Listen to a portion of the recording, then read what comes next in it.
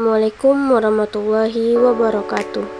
Perkenalkan, nama saya Mona Lisa Fauzia dengan NIM 24022100. Pada video kali ini saya akan menjelaskan tentang menganalisis sistematika karya tulis ilmiah secara komprehensif pada buku.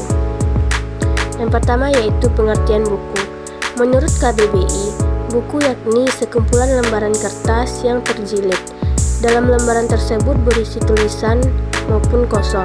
Buku merupakan kumpulan kertas atau bahan lainnya, kemudian dijadikan satu dan berupa tulisan atau gambar.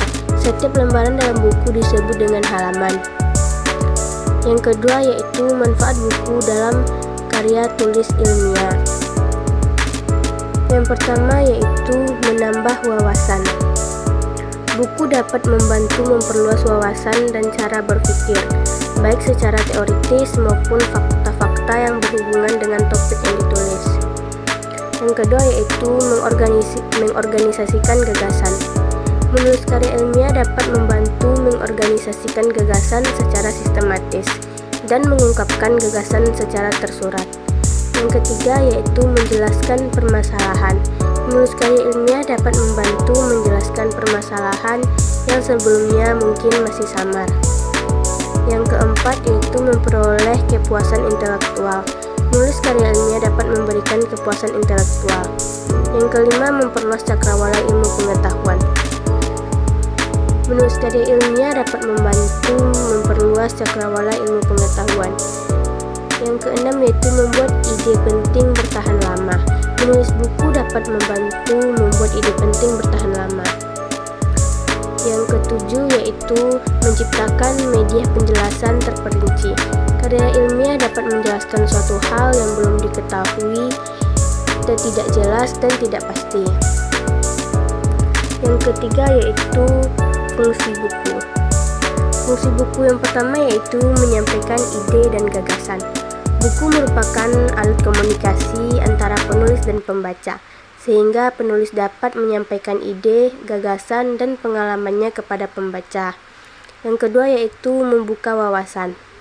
Buku dapat memberikan tambahan wawasan dan membuka secara berpikir pembaca. Yang ketiga yaitu mengembangkan gagasan. Menulis karya ilmiah dapat memperluas wawasan dan mengorganisasikan gagasan secara sistematis. Yang keempat yaitu menjelaskan hal-hal yang tidak diketahui.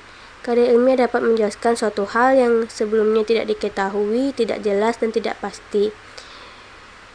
Yang kelima yaitu memudahkan penyusunan karya ilmiah. Buku ilmiah dapat membantu peneliti dalam menyusun karya ilmiah yang benar. Yang keenam yaitu menekankan aspek teori. Buku ilmiah biasanya menekankan pada aspek teori, seperti paduan filosofi atas langkah atau bentuk kajian. Yang keempat yaitu jenis-jenis buku dalam karya tulis ilmiah. Jenis buku yang pertama yaitu buku teks. Buku teks menyajikan informasi dasar dan konsep-konsep penting dalam suatu bidang studi. Yang kedua yaitu buku referensi. Buku referensi memberikan informasi terperinci dan spesifik tentang suatu topik. Yang ketiga yaitu buku penelitian. Buku penelitian menyajikan hasil penelitian dan analisis yang mendalam tentang suatu topik. Yang keempat yaitu buku monograf yang menyajikan analisis mendalam tentang suatu topik spesifik. Yang kelima, buku analogi. Buku analogi mengumpulkan berbagai karya tulis dari berbagai penulis tentang suatu topik. Yang keenam, buku pelajaran. Buku pelajaran menyajikan materi pelajaran untuk siswa di berbagai tingkat pendidikan. Yang ketujuh, buku pedoman. Buku pedoman memberikan panduan praktis tentang cara melakukan sesuatu. Yang kedelapan, buku biografi yang menyajikan kisah hidup seseorang. Yang sembilan, buku autobiografi yang menyajikan kisah hidup penulisnya sendiri.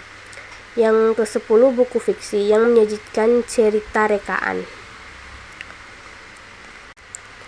Yang kelima yaitu struktur penulisan buku. Struktur penulisan buku bervariasi tergantung pada jenis buku, genre, dan tujuan penulisannya. Namun secara umum, struktur buku dapat dibagi menjadi beberapa bagian utama. Yang pertama yaitu bagian awal. Bagian awal berisi halaman judul yang mencantumkan judul buku, nama penulis, penerbit, dan tahun terbit. Kata pengantar yang menjelaskan latar belakang penulisan buku, tujuan buku, dan ucapan terima kasih kepada pihak yang membantu. Dan daftar isi yang mencantumkan judul bab dan subbab-subbab dalam buku. Kemudian bagian yang kedua yaitu bagian inti yang berisi bab-bab, subbab, paragraf, dan kalimat. Yang ketiga bagian akhir. Bagian akhir berisi daftar pustaka, glosarium, indeks, dan tentang penulis. Yang keenam yaitu referensi buku. Referensi buku adalah daftar sumber informasi yang digunakan dalam penulisan buku. Daftar ini biasanya terdapat di bagian akhir buku dan disebut sebagai daftar pustaka atau bibliografi. Referensi buku berfungsi untuk memberikan kredibilitas, membantu pembaca, dan mencegah plagiarisme. Referensi buku biasanya berisi informasi tentang nama penulis, judul buku, penerbit, tahun terbit, dan nomor halaman. Mungkin itu saja materi yang dapat saya jelaskan. Sekian, terima kasih.